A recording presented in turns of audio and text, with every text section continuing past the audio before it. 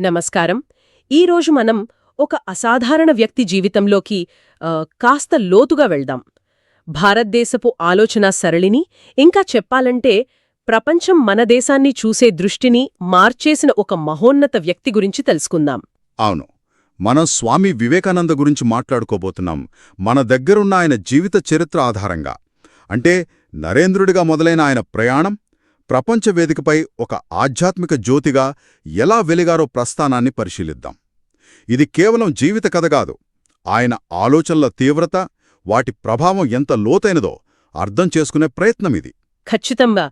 మన ఉద్దేశ్యం కేవలం జరిగిన సంఘటనల జాబితా చెప్పడం కాదు కదా, ఆయన జీవితంలో వచ్చిన ప్రతి ముఖ్యమైన మలుపు వెనుక ఉన్న అసలు విషయం, ఆయన సందేశం యొక్క సారం, అది ఈ రోజుకి కూడా మనకి ఎలా స్ఫూర్తినిస్తుందో చూడాలి. అమెరికా సోదరీ సోదరులరా అన్న ఆ పిలుపులోనే ఎంత విప్లవముంది. నిజమే, అప్పటి సామాజిక మతపరమైన గోడలను దాటిన పిలుపది. ఆ ఒక్క సంబోధన వెనుక మన శతాబ్దాల భారతీయ తత్వం, వసుధైక కుటుంబ భావన కనిపిస్తోంది. మరి అలాంటి భావనను ప్రపంచానికందించిన వ్యక్తి ప్రయాణం ఎక్కడ మొదలైందో చూద్దాం. జాన్యువరి 12, 1863న కలకత్తాలో నరేంద్రనాథ్ దత్తాగా జన్మించారు. అవును. తండ్రి విశ్వనాథ దత్తాగారు లాయర్, తల్లి భువనేశ్వరీ దేవిగారు చాలా ధార్మిక చింతన ఉన్నవారని తెలుసు. చిన్నప్పట్నుంచే నరేంద్రుడిలో అసాధారణమైన తెలివి, కొంచెం తిరుగుబాటు స్వభావం కూడా కనిపించాయట. అంటే కేవలం చదువే కాదు, ఆటల్లో, పాటల్లో, వాదనల్లో అన్నిటిలోనూ ముందుండేవారని మన ఆధారం చెప్తోంది. మరి ఈ బహుముఖ ప్రజ్ఞ ఆయన వ్యక్తిగతమా, లేక అప్పటి కలకత్తా వాతావరణం కూడా కారణమా? ఏమంటారు? మంచి ప్రశ్న. రెండూ అని చెప్పాలి. కలకత్తా అప్పట్లో బ్రిటిష్ ఇండియా రాజధాని కదా, పాశ్చాత్య భారతీయ ఆలోచనలు కలిసే చోటు. అది ఆయన జిజ్ఞాసను పెంచుండొచ్చు. కాని ఆయనలో ఉన్న ప్రత్యేకత, చిన్నతనం నుంచే నిర్భయత్వం, ప్రశ్నించే తత్వం, దేన్ని గుడ్డిగా ఒప్పుకోలేదు. ప్రతిదాన్ని స్వయంగా తెలుసుకోవాలనే తపన. అవును, అదే ఆయన ఆధ్యాత్మిక అన్వేషణకు పునాది వేసింది. అంటే అది కేవలం ఒక మేధోపరమైన కుతూహలమే కాదు, ఒక లోతైన సత్యాన్వేషణకు తొలి అడుగన్మాట. యుక్త వయస్సులో ఈ అన్వేషణ ఇంకా తీవ్రమై, అసలు దేవుడు ఉన్నాడా, ఉంటే ఎలా ఉంటాడు, ఇలాంటి ప్రశ్నలు ఆయన్ని బాగా ఇబ్బంది పెట్టాయని తెలుస్తోంది. పుస్తకాల్లో చదవడం కాదు, ప్రత్యక్ష అనుభూతి కావాలి అనుకున్నారు. నిజమే, ఆ కోరికే ఆయన్ని చాలామంది మతపెద్దల దగ్గరికి, గురువుల దగ్గరికి తీసుకెళ్ళింది. కాని ఎక్కడా సంతృప్తి రాలేదు. సూటిగా అడిగేవారు, మీరు దేవుణ్ణి చూశారా అని. చివరికి 1881లో దక్షిణేశ్వర్ కాళీ టెంపుల్లో శ్రీ రామకృష్ణ పరమహంసను కలిశారు. అక్కడ అదే ప్రశ్న అడిగారు కదా? అవును. రామకృష్ణుడి సమాధానం మాత్రం వేరేలా ఉంది. చూశాను, నిన్ను చూస్తున్నంత క్లియర్గా చూశాను, కావాలంటే నీకూ చూపించగలను అన్నారట. మరి అది విన్నాక నరేంద్రుడు ఎలా స్పందించారు? వెంటనే నమ్మేశారా? అంత తేలిగ్గా కాదు. ఆ సమాధానం ఆశ్చర్యపరిచింది నిజమే, కానే ఆయనలోని తర్కం అంత త్వరగా ఒప్పుకోలేదు. రామకృష్ణుని బోధనలను, ఆయన స్థితులను చాలా కాలం పరీక్షించారు, శంకించారు కూడా. ఆయన అనుభవాలను కూడా ప్రశ్నించారు. హో, గురువునే ప్రశ్నించారా? అవును, ఇది గురుశిష్య సంబంధాల్లో అరుదు. కాని రామకృష్ణుడు కూడా నరేంద్రునిలోని ఆ జిజ్ఞాసను, సత్యనిష్టను మెచ్చుకున్నారు, ప్రోత్సహించారు కూడా. మరి ఆ సందేహాలు ఎప్పుడు పోయాయి? ఎలా దృఢమైన శిష్యుడిగా మారారు? అది కాలక్రమేణా జరిగింది. రామకృష్ణుని మాటల్లో, చేతల్లో ఉన్న ఏకత్వం, ఆయన నిస్వార్థ ప్రేమ, ఆ అపారమైన ఆధ్యాత్మిక అనుభూతి, ఇవన్నీ నరేంద్రుణ్ణి మెల్లమెల్లగా ప్రభావితం చేశాయి. గురువు స్పర్శతో, ఆయన మార్గదర్శకత్వంలో నరేంద్రుడు కొన్ని ఆధ్యాత్మిక అనుభవాలను స్వయంగా పొందారు కూడా. అప్పుడు అర్థమైంది, తన తర్కానికి అందని సత్యాలు కూడా ఉంటాయని. రామకృష్ణుల్లో కేవలం గురువునే కాదు, సత్యం యొక్క మూర్తిభవనాన్ని చూశారన్నమాట. ఖచ్చితంగా. అప్పుడు పూర్తిస్థాయిలో శిష్యుడిగా మారారు. ఈ మార్పు అంటే ఒక తీవ్ర సందేహి నుండి అచంచల విశ్వాసం ఉన్న శిష్యుడిగా మారడం, అది ఆయన జీవితంలోనే కాదు, మన ఆధ్యాత్మిక చరిత్రలోనే ఒక ముఖ్యమైన ఘట్టం. ఇక 1886లో రామకృష్ణ పరమహంస మహాసమాధి చెందారు. అంటే భౌతిక శరీరాన్ని విడిచిపెట్టారు. ఆ తర్వాత నరేంద్రుని బాధ్యత పెరిగింది కదా? అవును, చాలా పెరిగింది. ఆయన తోటి యువ శిష్యులు కలిసి గురువు బోధనలను ముందుకు తీసుకెళ్లాలని నిర్ణయించుకున్నారు. అందరూ ప్రాపంచిక జీవితాన్ని వదిలేసి సన్యాసం తీసుకున్నారు. అప్పుడే నరేంద్రనాథ్ దత్త వివేకానంద అయ్యారు.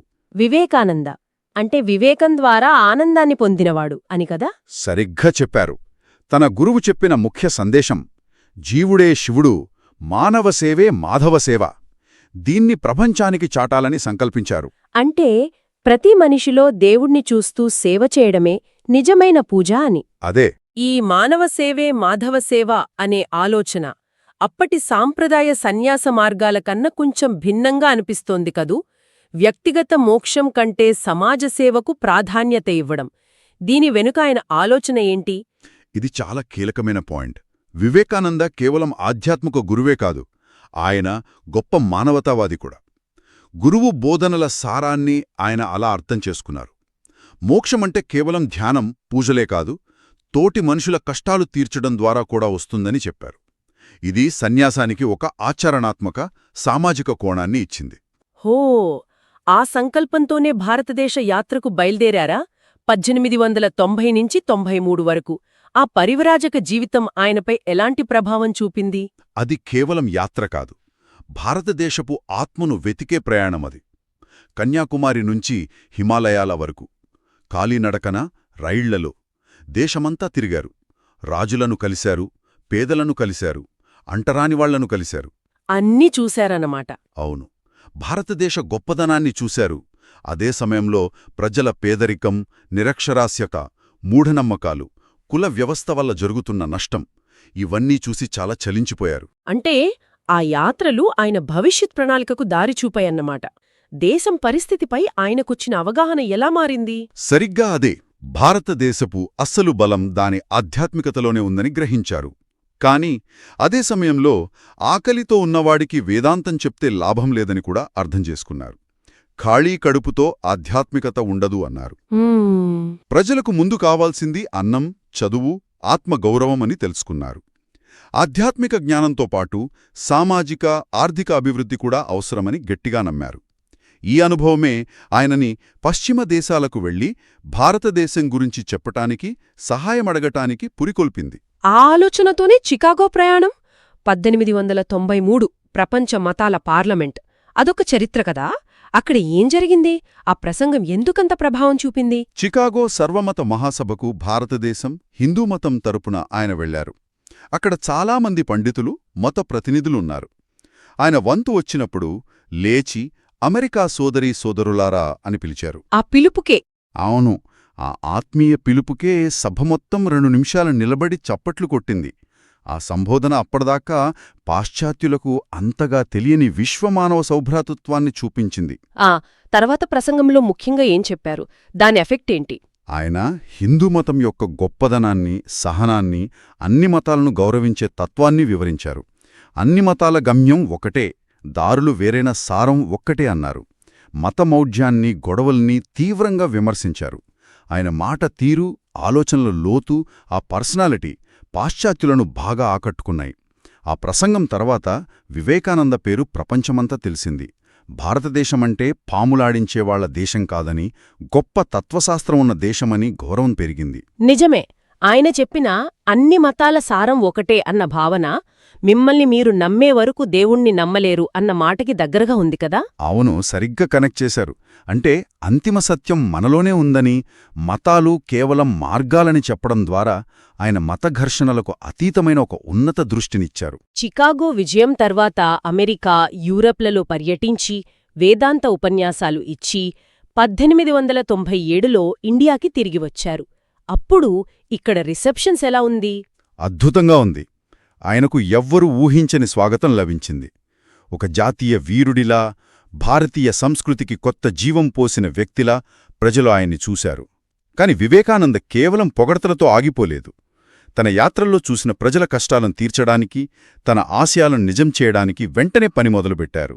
దాని ఫలితమే రామకృష్ణ మిషన్ స్థాపన. దాని లక్ష్యాలు, పనుల గురించి కొంచెం చెప్తారా? తప్పకుండా. తన గురువు శ్రీ రామకృష్ణుని పేరుమీద ఆత్మనో మోక్షార్థం జగద్దితాయచ అనే ఆశయంతో 1897లో రామకృష్ణ మిషన్ను స్థాపించారు. అంటే వ్యక్తి మోక్షం కోసం, ప్రపంచమేలు కోసం అని. అవును, ఇది కేవలం ఒక మఠం కాదు, ఒక సేవా సంస్థ కూడా. స్కూల్స్, హాస్పిటల్స్, అనాథ శరణాలయాలు, గ్రామాల్లో అభివృద్ధి పనులు, ప్రకృతి వైపరీత్యాలప్పుడు సహాయం, ఇలా ఎన్నో రంగాల్లో ఈ సంస్థ ఇప్పటికీ నిస్వార్థంగా సేవ చేస్తోంది. ఇది వివేకానంద ప్రాక్టికల్ వేదాంతానికి నిదర్శనం. ఆయన గురువు చెప్పిన మానవ సేవే మాధవ సేవా సిద్ధాంతాన్ని సంస్థాగతం చేశారు. కేవలం సేవా కార్యక్రమాలే కాదు, ఆయన యువతను కూడా చాలా ఇన్స్పైర్ చేశారు. వాళ్లల్లో ఆత్మవిశ్వాసం నింపడానికి ఆయన చేసిన కృషి గొప్పది. అవును, భారతదేశ భవిష్యత్తు యువత చేతుల్లోనే ఉందనే ఆయన గట్టిగా నమ్మారు. వాళ్ళని బలంగా, భయం లేకుండా, సేవా దృక్పథంతో ఉండమని చెప్పారు. బలమే జీవితం, బలహీనతే మరణం అంటూ వాళ్లలోని శక్తిని తట్టిలేపారు. లేవండి, మేల్కొనండి, గమ్యం చేరే వరకు ఆగకండి. ఆ పిలుపు తరతరాలుగా యువతకు స్ఫూర్తినిస్తూనే ఉంది. ఆయన కేవలం లెక్చర్లివ్వలేదు, యువతను ఒకటి చేసి సేవా కార్యక్రమాల్లోకి దించారు. సెల్ఫ్ కాన్ఫిడెన్స్, సెల్ఫ్ రెస్పెక్ట్ ఎంత ముఖ్యమో నేర్పించారు. ఇంత గొప్ప జీవితం, ఇంత పెద్ద పని కేవలం 39 ముగిసిపోవటం బాధాకరం కదా. జులై 4, 1902న బేలూర్ మఠంలో ఆయన మహాసమాధి చెందారు. నిజమే, ఆయన భౌతిక జీవితం చాలా చిన్నది, కానీ ఆయన సృష్టించిన ఇంపాక్ట్, ఆయన వదిలి వెళ్లిన ఐడియాలజీ, ఆయన పెట్టిన సంస్థలు శతాబ్దాలుగా నిలిచి ఉన్నాయి. ఆయన బతుకున్నంతకాలం భారతదేశ ఆధ్యాత్మిక చైతన్యాన్ని, జాతీయ భావాన్ని జాగృతం చేయడానికి రచనలు, ఉపన్యాసాలు, పర్యటనల ద్వారా పనిచేస్తూనే ఉన్నారు. ఆయన సందేశాలు కేవలం మనకే కాదు, ప్రపంచవ్యాప్తంగా లక్షల మందికి ఇప్పటికీ గైడెన్స్ ఇస్తున్నాయి. ఆయన సందేశం కాలాతీతమైనది అని ఎందుకంటాం? అంటే 130 ఏళ్ల క్రితం చెప్పిన విషయాలు ఈ రోజుకి కూడా ఎందుకు అంత రెలవెంట్గా ఉన్నాయి? ఎందుకంటే ఆయన మాట్లాడింది యూనివర్సల్ వాల్యూస్ గురించి. ఆత్మవిశ్వాసం, నిర్భయత్వం, సేవ, సహనం, సామరస్యం, మనలోని శక్తిని గుర్తించడం, ఇవి ఏ కాలంలో అయినా, ఏ సొసైటీలో అయినా మనిషి ఎదుగుదలకు అవసరమే కదా. ఇప్పుడు చూడండి, మత ఘర్షణలు, అసహనం ఎక్కువవుతున్న ఈ రోజుల్లో ఆయన చెప్పిన మత సామరస్యం, విశ్వ సౌభ్రాతృత్వం ఇంకా అవసరం. నిజమే. అలాగే వ్యక్తిగతంగా స్ట్రెస్, ఇన్సెక్యూరిటీ పెరుగుతున్న రోజుల్లో సర్వశక్తి మీలోనే ఉంది, మీరు ఏదైనా సర్వస్వం చేయగలరు అనే ఆయన మాటలు ఎంత ధైర్యాన్నిస్తాయి. అద్భుతం. అంటే స్వామి వివేకానంద జీవితం, ఆయన బోధనలు కేవలం చరిత్రపాఠంలా కాకుండా మన ఇప్పటి జీవితానికి కూడా ఒక కంపాస్లా పనిచేస్తాయన్నమాట. ఆయన జీవితంలోని ముఖ్యమైన మలుపులు, సందేశంలోని ముఖ్యాంశాలు గుర్తుచేసుకుంటే సత్యాన్వేషణ, గురుభక్తి, దేశభక్తి, మానవ సేవ, ఆత్మవిశ్వాసం, విశ్వమానవ ప్రేమ, ఇవన్నీ ఆయన జీవితంలో, మాటల్లో కనిపిస్తాయి. ఖచ్చితంగా ఆయన జీవితం ఒక స్ఫూర్తి ప్రవాహం. ఒక క్యూరియాసిటీ ఉన్న యువకుడు సరైన గైడెన్స్తో ఎలా మారి, తన శక్తిని గుర్తించి, ఆ శక్తిని తనకే కాకుండా సమాజం కోసం, ప్రపంచం కోసం ఎలా వాడొచ్చో ఆయన జీవితం చూపిస్తుంది. పర్సనల్ ఛాలెంజెస్ ఎదుర్కొంటూనే పెద్ద లక్ష్యాల కోసం ఎలా పనిచేయాలో ఆయన దారి చూపిస్తారు. ముగింపుగా మన శ్రోతల కోసం ఒక ఆలోచన రేకెత్తించే ప్రశ్నతో ముగిద్దాం. ఇది మన మూలాల్లో నేరుగా లేకపోయినా ఈ చర్చ ఆధారంగా ఆలోచిస్తే, స్వామి వివేకానంద పదే పదే చెప్పినట్టు సర్వశక్తి మనలోనే ఉంది కదా.